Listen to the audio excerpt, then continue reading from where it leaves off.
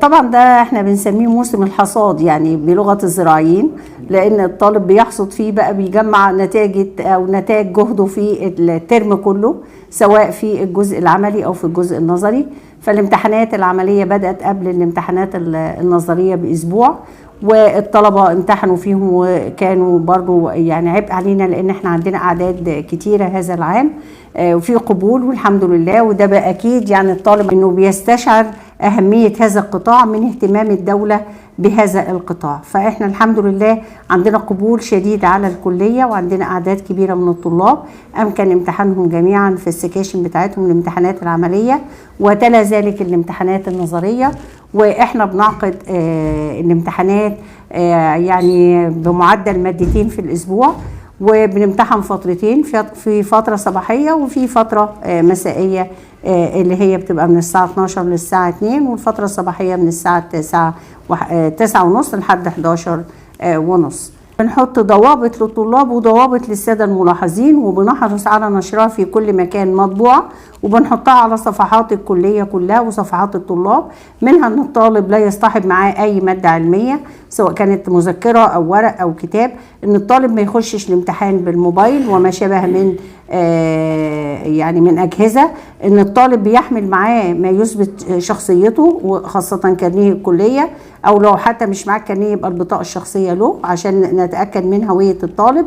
الطالب يلتزم انه ما يكلمش حد، انه هو يلتزم بنظام الامتحانات حتى لا يعرض نفسه للاخلال. ودايما انا اقول ان انا انبه على الطالب قبل ما يقع في المخالفة، مش اخليه يقع في المخالفة وامسكه. يعني احنا حرصا مننا احنا بنحافظ على مستقبلهم، فانا مش عايزاه يعرض نفسه للمخالفة حتى لا يطبق عليه القانون بمحضر غش او محضر شغب. والحمد لله احنا عندنا الدنيا ماشية كويسة ويعني زي الفل.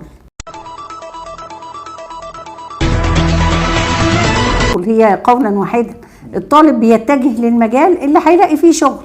فاحنا الحمد لله الطلبه بتوعنا يعني برضه عشان هم متعلمين كويس فبيجدوا يعني فرص للعمل حتى وهم ما زالوا طلبه. يعني معظم الطلبه بتوعنا بيشتغلوا في الصيف، بيجدوا فرص عمل في كل مجالات الزراعه. فده كان السبب اتجاه الدوله للتنميه الزراعيه، وده المجال اللي هو اللي فاتح زراعاته للجميع، ان احنا نعمل استثمار ونعمل تنميه في القطاع الزراعي، وهي دي اللي هتاخد بايد البلد كلها. فالطالب ذكي جدا، ومن الذكاء ان هو يختار هذا القطاع حتى يجد فرصه عمل في المستقبل باذن الله. والله المستقبل كليه الزراعه كويس، سواء كان ان انت يعني هتشتغل في مشروع او ان انت تبتدي مشروع صغير هتجد فيه فرصه عمل مناسبه. يعني قطاع الزراعه كله خير. يعني طبعا انا بهني الكل طبعا بالعام الجديد، وبهني الاقباط بكره في عيد الغطاس، اخواننا الاقباط في ربوع الجمهوريه كلها، وبهني الطلاب بقرب انتهاء موسم الامتحانات. احنا عندنا الاسبوع الجاي خلاص، وان شاء الله بقى يبتدي اجازه نصف العام وبعدها الفصل الدراسي الثاني.